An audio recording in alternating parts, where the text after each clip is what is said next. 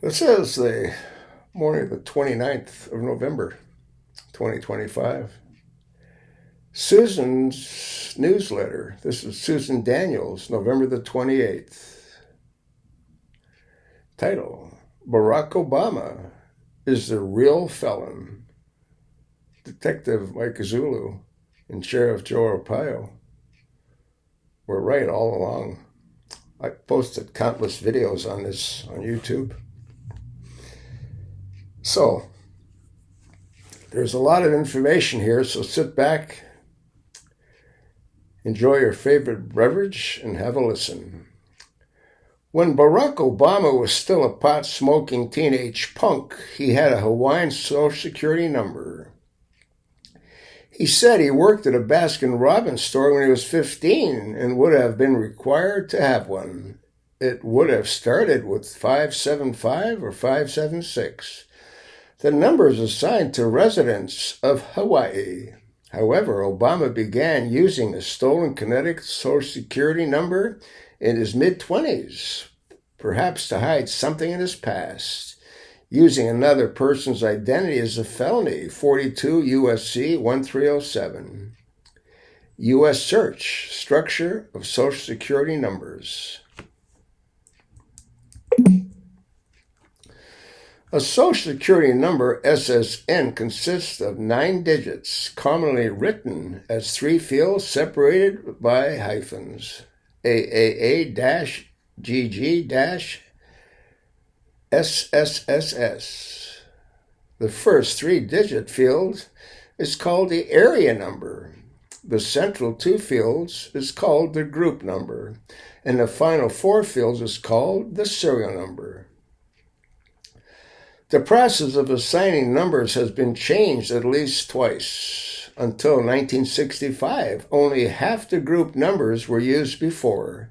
1972, numbers were assigned by field offices. Since 1972, they have all been assigned by the central office. The order in which numbers were assigned were changed in 1972 transition.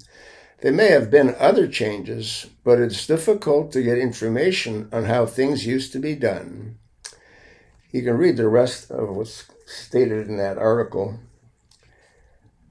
The number was issued on March 28, 1977, to a resident of Connecticut when Obama was 15 and in high school in Hawaii. The original owner of the number he used was born in 1890. Social Security numbers were assigned starting in 1936, but it was not unusual for someone at age 87 years old to first apply in 1977, because she could have also been using her husband's, which was common. If he died, she would need her own number to receive government benefits like medical care. The government database shows Obama with his Connecticut number, and his birth date is 1890, 08, 04, 1961, and 04, 08, 1961. SSN Verifier Plus. Yeah, it says he was born in 1890. Obama's phone number, coinciding with his address in Illinois and Massachusetts, also shows his date of birth as 1890. It's right in front of you. You can't make this shit up. Have a look at it. They all see he was born in 1890. Also suspect was Obama's application for selective service. Obama told George Stephanopoulos on September 7th, 08, that he registered for selective service when he graduated from high school in 1979, but President Richard Nixon suspended the selective service in 1975. And Jimmy Carter didn't reinstate it until 1980. Compared to another application signed within days of his, the date stamped on Obama's is wrong. It should say 1980, not 80. It appears that a 2008 stamp had the first 2 numbers removed and the side of the 8 trimmed. The remaining 08 was then flipped upside down. Failure to register was a felony, and Obama never registered. Foreigners were not required to register. Now, the problem with that 08 is that the 8, the little part of the 8 should be on top. And it's not. It's on the bottom. Because that's why they flipped it around. They took a 2008, cut off the 2 and the O, flipped it around. I made countless videos on that.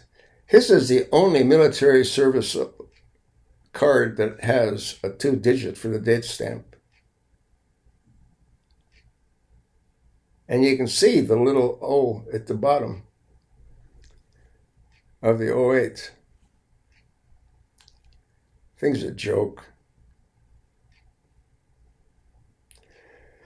Obama allegedly received a letter from the government acknowledging his application. Obama would have received it in 1980 if he registered that year. However, it is printed on SSS Form 38 May 07. The letter has the Connecticut number on it. Yeah. I mean, it's crazy. Please keep this letter of legal proof of your application, or you may keep only the wallet-sized registration acknowledgement provided below for your convenience. You can read it. Most importantly, Obama used it on his 2009 tax filing as president. One of his inept minions should have remembered to remove it before publishing it publicly. There you go. There's his registration with his Social Security number. I think it's a joke. In 2009, he made $345,800 doing nothing. Despite the fact that Obama has been out of office for years, he is still enjoying financial gains from it. He has amassed millions of dollars in property, book sales, and other benefits that he is not entitled to because he was elected illegally. How about Big Mike? Big Mike's put together a fairly large pack of money as well. And he never should have, because Big Mike's a he, not a she. It is now time for the government to go after him and take back what he has amassed using a stolen identification, but it should go beyond that. Every person who helped him get elected should also be charged with a crime. You mean like Nancy Pelosi? And stripped of whatever financial advantage they received because of it. And the numbers would include those who were working for the FBI, the CIA, and the Democratic National Party, including Senator Brian Schatz and Congresswoman Nancy Pelosi.